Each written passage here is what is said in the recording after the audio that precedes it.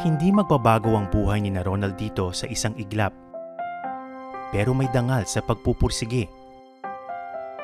At makapangyarihan ang mga pangarap.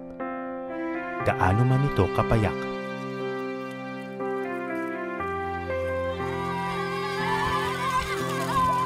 Mapabagong sapatos o mas magaan na buhay para sa pamilya, nararapat lang na matamasa ito.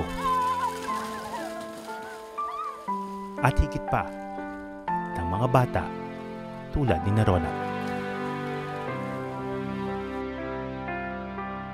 Magandang gabi.